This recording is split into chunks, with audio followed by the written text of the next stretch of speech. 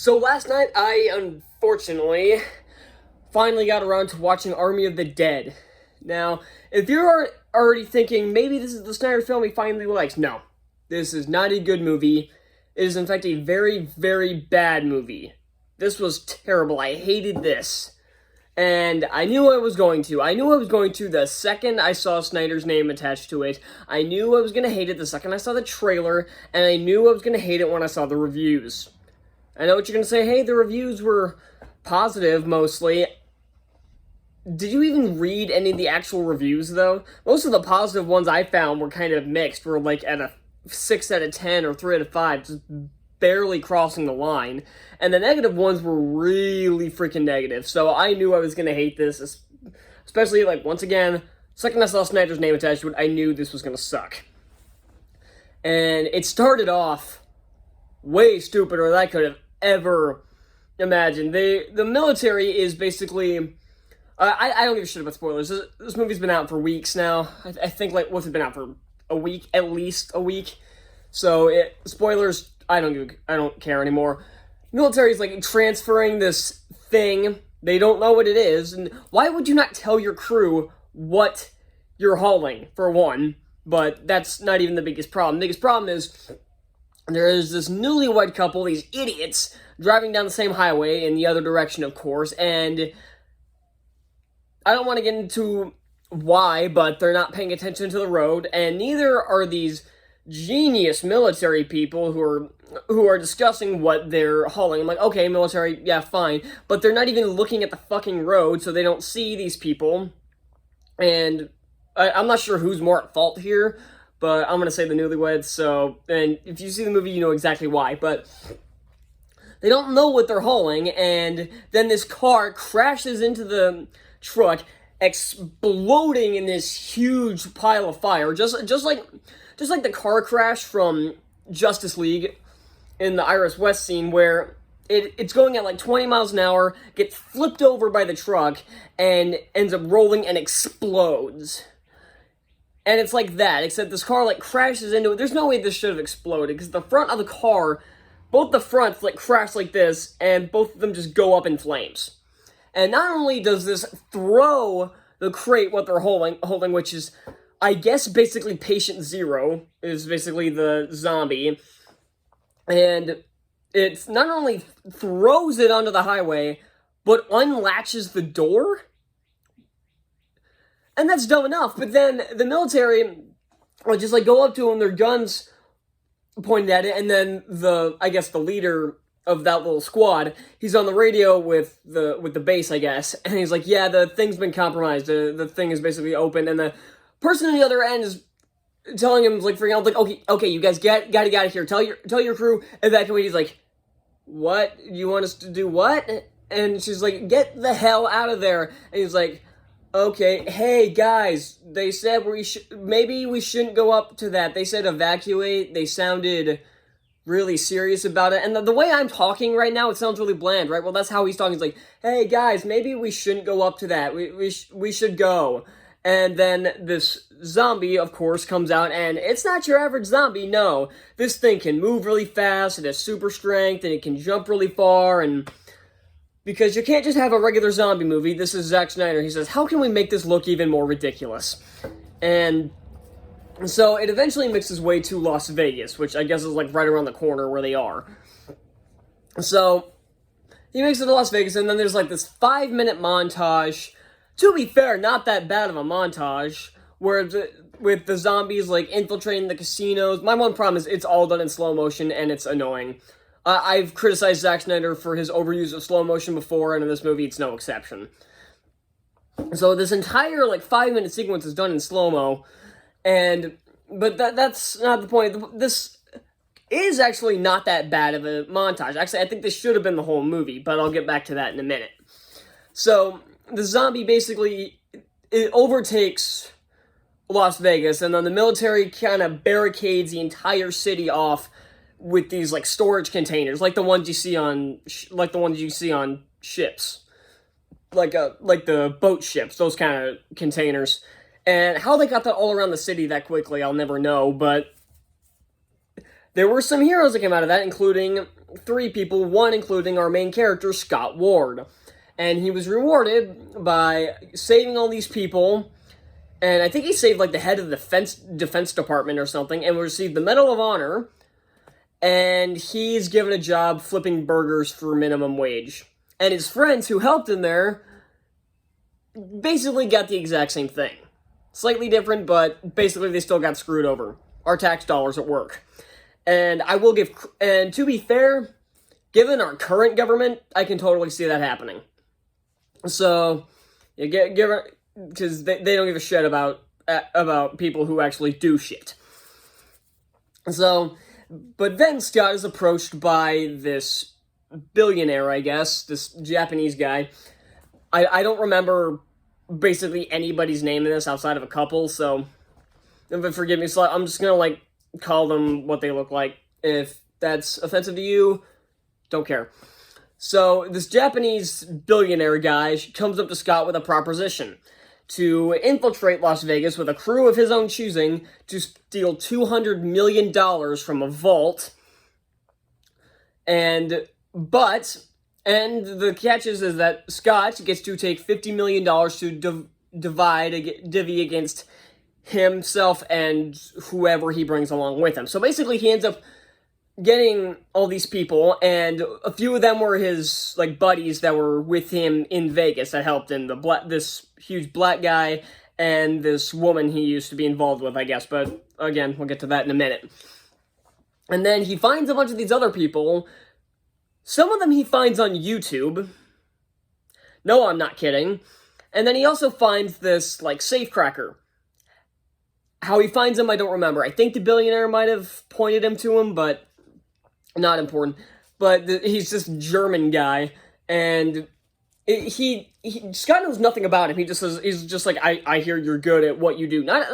This entire plan hinges on him not just being good, but being, like, the best safecracker, and we'll get to why this is an issue in a bit. So then he gets this, like, whole team together, and of course, then the Japanese billionaire guy sends one of his own in with them, and of course he's gonna screw them over at some point, and he wastes no time in that about 20 minutes later, but again, I'm getting ahead of myself. Now, something else I want to bring up is that while I was watching this movie, I kept seeing these, like, little white spots everywhere on my screen, and for a second I couldn't figure out why, and I was watching this on my phone, so I'm like, okay, maybe it's just an issue with my phone, so I clicked out of the movie for a bit, and I put something else on to see if but the problem went away. So I went back to the film, and in pretty much every scene, I was seeing them in different spots. And I realized something, that this movie is so poorly put together that there are legitimately dead pixels embedded within the film, in every scene. Now, you wouldn't think this is that big of a deal, and to be fair, it's not, but to me, that shows a bit of laziness. And I went online to see if this was just a problem that I was having. It turns out everybody was having this problem, so these are literally embedded within the film, which shows how lazily this film was put together. And that doesn't help with the piss-poor script. I went over, like, the first 20 minutes of this film already in that first, like, 5-minute rant, and the rest of the film gets worse. We're introduced to Scott's daughter, Kate, who is the most despicable human being I have seen outside of a Michael Bay movie. This movie feels like Michael Bay light. That's what most Zack Snyder films feel like. They feel like Michael Bay light. And I even put up on my notes here, something else that I noticed is that this Japanese guy is throwing someone back into this war zone, essentially. It's not exactly a war zone, but it technically is, with a guy who has obvious PTSD. And I started having flashbacks to Rambo 2. And I should never want to have flashbacks to Rambo 2. Yeah, I've got my notes, like, back up here, and I didn't take as many as you would think. So, yeah, so basically, Scott allows Kate to come because she wants to go in and find her friend. Her friend shouldn't be alive in there, she was taken by the zombies, but again, we'll get to that in a bit. But he has some terms, like, she can't leave his sight, she can't be a total bitch, and she cannot just take off. She ignores pretty much all of these. She, like, chucks these terms out the window and disobeys them almost immediately. And by the end, she takes off with a single handgun to go find your friend. With, like, the best fucking aim, too. Like, there's a scene in the hallway later on where she's, like, shooting these zombies, and, like, every single shot is a headshot. And so they also end up bringing up this okay, so basically, Las Vegas is no longer part of U.S. soil anymore. So basically, they have all these immigration camps there, which is stupid enough. You couldn't put these people, like, a little further out. You just have them stuck there. Dickbags, but again, well, given our current government, it's possible. But, so there's this one, I guess, patrol officer, this, like, border officer, who is the biggest shitbag I've ever seen in a film, whether it was intentional or not. I know it was intentional, but even still. So, he's basically, this one woman who also basically works at the camp, she comes with him too for no goddamn reason, and she uses the guy as bait to appease the alphas. Now there's two problems with this. One, what? The alpha zombies are basically like what Patient Zero was. I'm gonna keep calling him Patient Zero because that's basically what he is. They're super fat. They're really fast. They're strong. They're smarter, even though there's no intelligence to them at all. And to appease basically the queen, I guess. And not only is that incredibly stupid, but it goes on far too long. It goes on for a good while, and I wanted the scene to end. Like, they couldn't have just showed up and just taken him. Nope. And not only that, they don't actually eat him. They drag him up to this place called the Olympus. And where they have people, they capture people, I guess. Yeah, zombies capture people now, whatever. So, and then the alpha, if Patient Zero bites them, they become one of the alphas. This is stupid.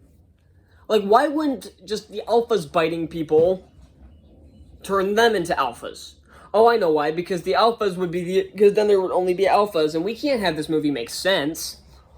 No, so this Patient Zero bites the people, and turns out Kate's friend is still up there, just kind of sitting there, just waiting. It's like, because apparently they, like, capture people, and they just sit there like, I'll get to you later, maybe in a few days. It really doesn't matter. I'm kind of, this script is stupid, I don't care. So, and then there's a scene later where they go through, this is the scene I was talking about where the guy who works for the Japanese businessman screws them over, when they have to brush past hibernating zombies. Yeah, you heard me. And literally in my notes, I wrote down hibernating zombies. What the fuck am I watching? Because that was exactly what was going through my head. I literally just broke down and wrote, what the fuck am I watching on my notes?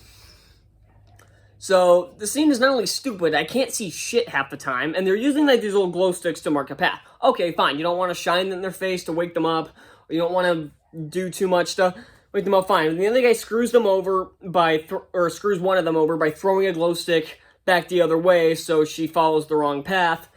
And one of my problems with this movie is that it focuses on the most unlikable pieces of shit in this movie, but the actual cool people, like this woman, for example, they basically get killed immediately, and even the cool characters are just really one note. They have no personality.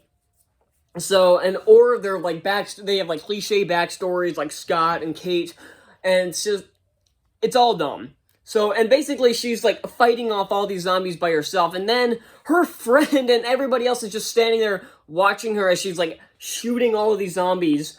And it would look cool, because what she's doing is pretty cool, but half the time it's too dark to see anything, and then the bright flashes coming from the guns makes it even harder to see, and also kind of gave me a headache. Especially since I was watching this in the dark, so it made it even worse. So she was like, it's like fighting them off, and her best friend is just standing there like this, just like, and she's like, no, no, and she's like looking at them and reaching for their help, and they don't bother to, her friend just stands there. He has a gun, you could shoot the other zombies to help her get away, but no. He just stands there and lets her die. And then, while she's being attacked by the zombies, he shoots the gas tank she's carrying on her back, and it explodes. Like, okay, she doesn't want to be turned into a zombie, but you could have helped her, jackass. Not only that, but there was something in Zack Snyder's Justice League where Wonder Woman threw up the bomb and it exploded. It sounded like a tiger's roar. It was like, "Rrr." It wasn't an explosion. Here it has the same problem. The explosion in that scene sounded... You remember the female blasters from the Lego Star Wars games? Like the ones where you have like Leia, or like one of those big blasters? That sound effect? That's what it sounded like. Like, I don't have the audio for that, but you go back and play those games and you hear that sound effect, that's what the explosion sounded like. I don't think Snyder understands how explosions sound, even though he laces his films with a ton of them.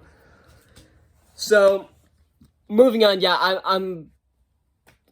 I'm going back to my notes because this movie is forgettable as fuck. Something else that annoys me is the lens flares.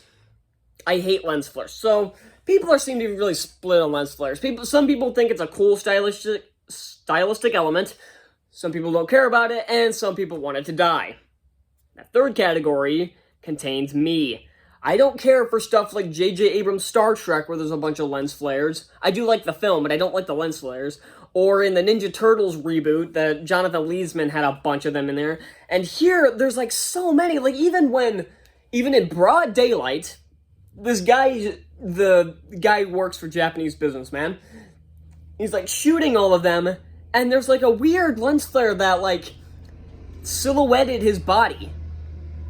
Like, how did I put this? Yeah, it was like a weird like colored silhouette that like outlined, lens flare that outlined his body, his top half of the body as he was shooting. I'm like, what's even making this flare to begin with? And why does it look so stupid? So, eventually we get to the heist, and this was marketed as a heist film, and there's very little heisting. The actual heist takes up about maybe 10 minutes, and it's done in this sterile, gray environment, and it has these, like, kind of booby traps like you'd see in Indiana Jones. Like, there's 3 traps. There's ones with darts, ones with machine guns, and then one where the wall, like, does that, where the wall, like, collapses in really quick. And they send a zombie in to go set the traps, which, okay, that kind of makes sense. But, and these traps would be cool. Like, they're cool in something like Indiana Jones, but in this sterile, gray, concrete environment, it looks lame. And then this highly, like, this is supposed to be like one of the most secure vaults in history. And what's it do? It takes a guy with his ear up against it and turning a few knobs, waiting to hear the clicks. This vault is supposed to be, like I said, is the most high secure vault in human history. It takes him 30 minutes to crack it open. And it's all hinges on him just ear against the wall and waiting for the clicks. Any moron can pull this off. So, basically, everybody dies by the end of this. Almost everybody. Like, I already mentioned the one girl, but then the other guy, he, like, dies in a casino, and something back to the casinos. Las Vegas is a great backdrop. This would be really cool for a fight scene, and something like Percy Jackson has a really cool fight scene in Las Vegas, in a Vegas casino. Here, it could have been cool, and like that, like I said, the 5 minutes are okay because it has a cool background with it, mostly. But the rest of this film, like the casinos are gone, the slot machines are gone, they all show up for like 2 minutes for one fight scene. But it's just this dry, gray, desolate wasteland. It looks awful. Something like Maze Runner: The Scorched Trials did this much better, because at least they're in a desert and it looks nice. The buildings have been destroyed and everything, but it's still shot well. This film is not. So, back to everybody, her friend, the girl who already died, her friend dies, then the guy who works for Japanese businessmen is torn to shreds by this zombie tiger, which looks cool, but is conceptually just bizarre and doesn't make sense. Not to mention the tiger does jack shit in this movie, apart from ripping the guy to shreds at the end. And I will say something, I know this is a rated R film and it's a zombie film, but the violence is still overly gratuitous. Like, I get it, it's a zombie movie, it's rated R, fine, I don't care, but it is still overly gratuitous, and the tiger scene is what made me realize that. So then, one of the people and then the military moves up this nuke. Apparently they were supposed to nuke the place, And they move it up. It's supposed to be like the day after they should have already left, but they moved it up to an hour and a half from where they're at now. And not only that, but it creates a weird continuity issue where the guy says he needs 30 minutes to open the vault. And so Scott even says this leaves us with an hour to get out of here. And once he gets the vault open, he says, "Come on, we have 20 minutes." Where'd the other 40 minutes go? I thought you said you had an hour after he gets the thing open. What kind of horse shit is this? So, the Alpha basically ends up down near the vault, and he kills the one woman who I guess Scott was involved with, and she says she still loves him. Great, I don't care. And to die 5 seconds later, he shows up and snaps her neck in the silliest way possible. And then the coyote, I don't remember her real name, dies later on by the Alpha coming up to the roof when they get to the Scott and her get to the helicopter, and she has the head of the Alpha.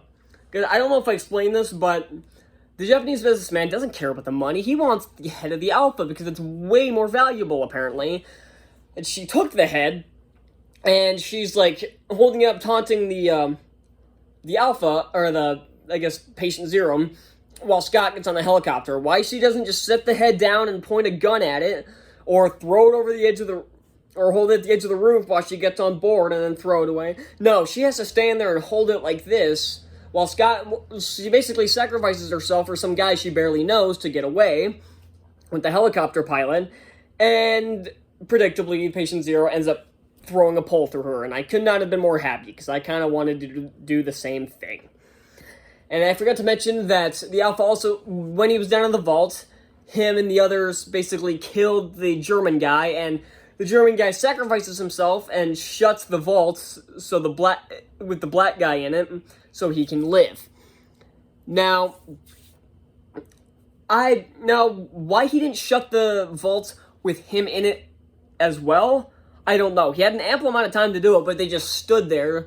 They just stood there frozen like this for the longest time, instead of actually thinking, you know what, maybe it's safer in there. Sure, you'll probably die from the radiation poisoning of the nuke anyway, but it's better than dying on the spot by getting eaten alive by a zombie.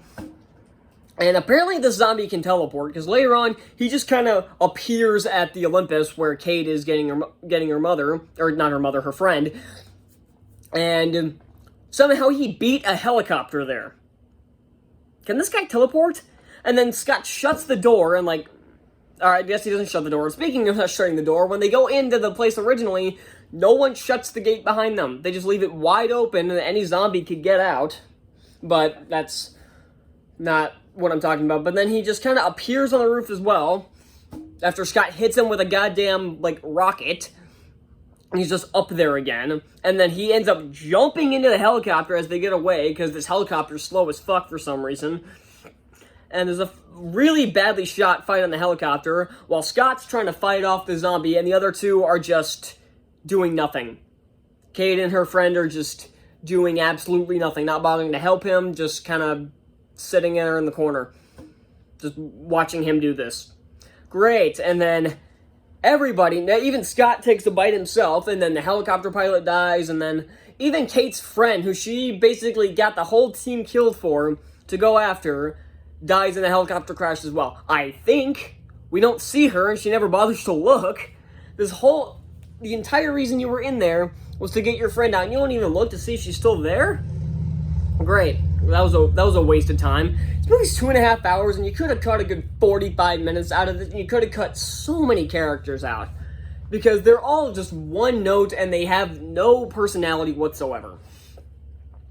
And then the movie ends with a cliffhanger that the black guy, he gets out of the vault, and he gets on this, private jet, and is in front of a mirror and sees that he took a bite mark himself. That he took a bite himself in the arm.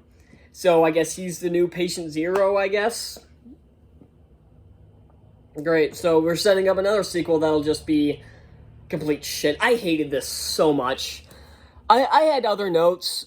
I have other notes around here, the zombie queen is pregnant.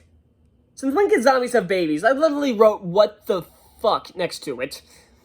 There's so many scenes of people just wasting time, And you can't even enjoy this from a popcorn flick standpoint because there's so many long, boring scenes that could have been cut and should have been cut. This is like Justice League all over again.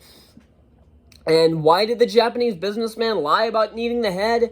I don't know. And the black guy suggests that they're caught in some kind of time loop where the teams he sent already were them in a different timeline. As if Snyder hasn't ripped off Marvel enough. Now we need to pull this horse shit in a scenario that doesn't make any sense. This movie's horseshit. I hated this so much. I'm realizing now how I hated it way more than I thought I did. This was awful. Don't waste your time with this. Instead, watch Maze Runner: The Scorched Trials. I'm gonna go do the same thing. It is much more worth your time, and it's shorter by about 15 minutes, but it's still shorter, and it is much better done. That's all I'm going to say. I'm going to give Army of the Dead a 0.8 out of 5. This was awful. Thank you all so much for watching. Be sure to hit that subscribe button for more reviews just like this one. Hit that like button down below. Tell me what you thought of this film. If you liked it, why? And if you didn't like it, yeah, I totally get you. So, that's all I'm going to say, and I'll see you all next time. Bye.